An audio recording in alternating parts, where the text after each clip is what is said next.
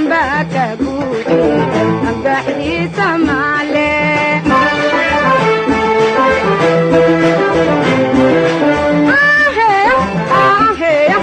kuntado dhaqaaqo galaydina beero gasbaneeya webiyada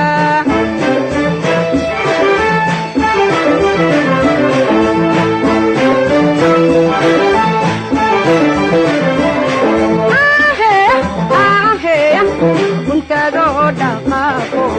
galaydina beero gasbaneeya webiyada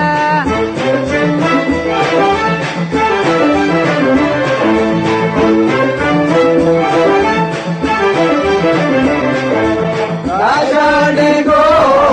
vidigarabgalle. Ajanigo, vidigarabgalle. Zamaha isqamsada, garbaha isasaaro, isuwada gargaaro, qayrkeenan gaadhne gobaannimada wada jira. Ajanigo, vidigarabgalle. Ajanigo, vidigarabgalle. Zamaha isqamsada, garbaha isasiyo, isuwada gargaaro, qayrkeenan gaadhne gobaannimada wada jira. dalkan sidiisaba waxaa xorriyadiisa keenay dhalinyaro iyo ciidan Soomaaliyeed waxaa u dagaalamay oo keenay astaantiisa ciidan Soomaaliyeed waxaa xoreeyay oo sharaftiisa iyo karaamadiisa sugay dad Soomaaliyeed oo idinka kala ah maanta Soomaaliya waxay haysataa fursad weyn fursadu ma aha madaxweynaha ma aha ra'iisul wasaaraha ma aha baarlamaanka ma aha dawlad goboleedyada madaxdooda fursadda Soomaaliya ay haysato waa ciidamada Soomaaliyeed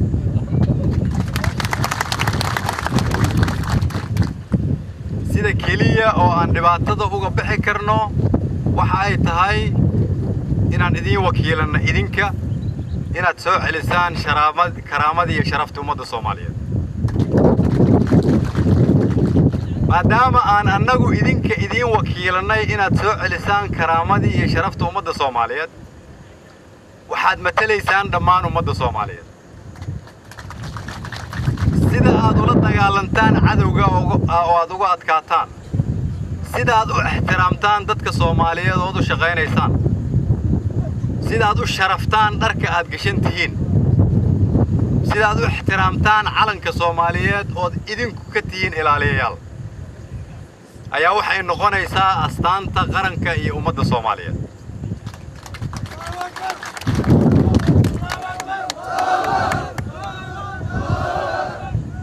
waxaad ogaataan calankan aad ku wadataan garabkiina bidix waxa uu ka turjumayo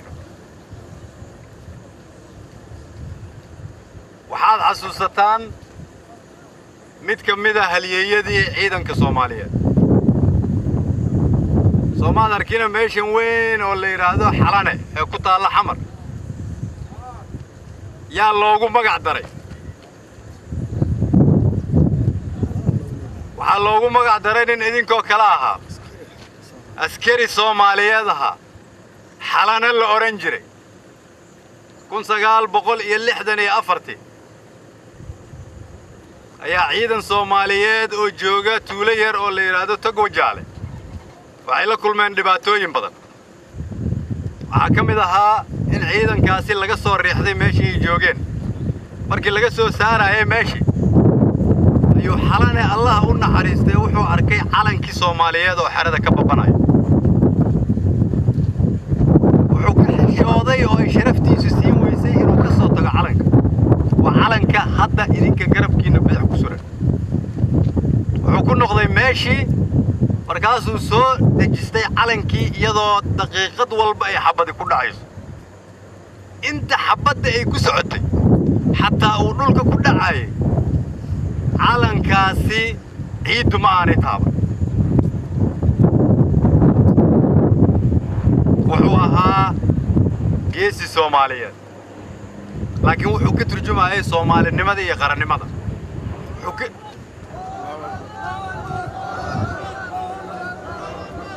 wuxuu ka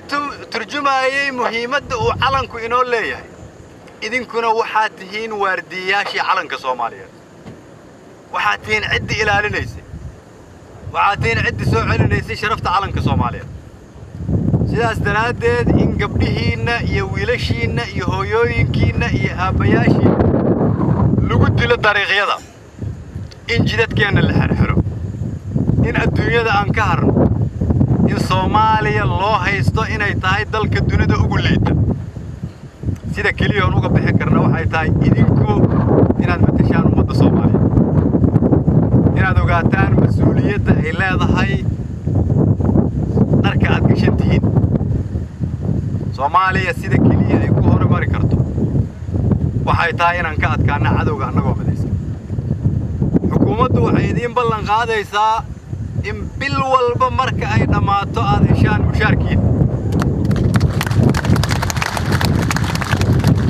xukuumaddu waxay jirtaa 2 bilood waxaan aaminsanahay Janaayo ilaa bisha Abriil in qof walba oo ka mid ah ciidanka la siiyay mushaarkooda soo sidaas ma waxaan ka codsanayaa taliyayaasha inay si degdeg ah ugu soo gudbiyaan sababtoo ah dawladda iyo xukuumadda waxaa ka go'an in qof walba idinka mid ah oo gashan dharkaas in la siiyo mushaarkiisa bil walba markay dhamaato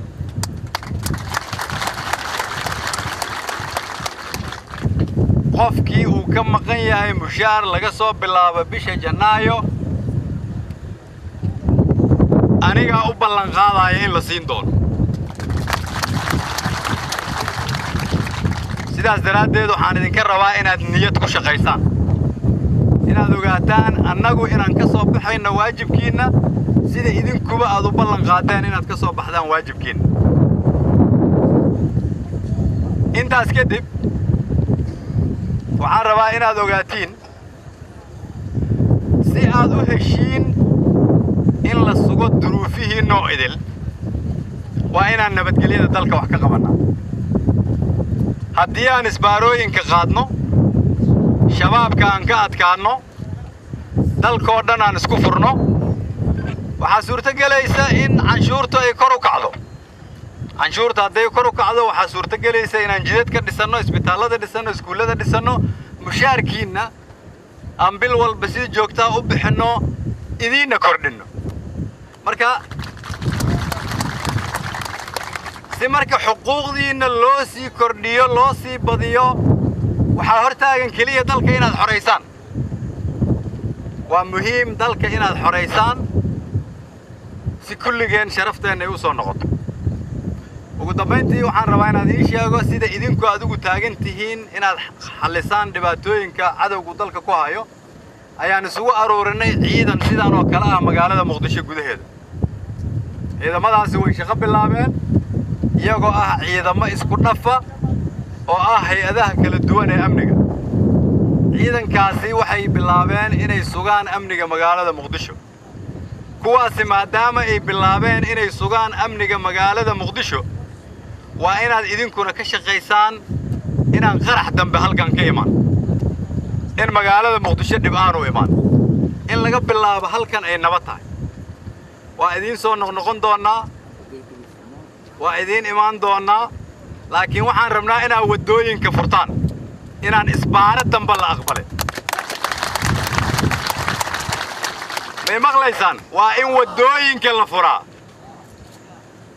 waa inaadan aqbalinina isbaaro kuwa isbaarada magaciina ku dhiganaya waxay dilayaan sharafta iyo karaamadiina waxay dilayaan sharafta iyo karaamada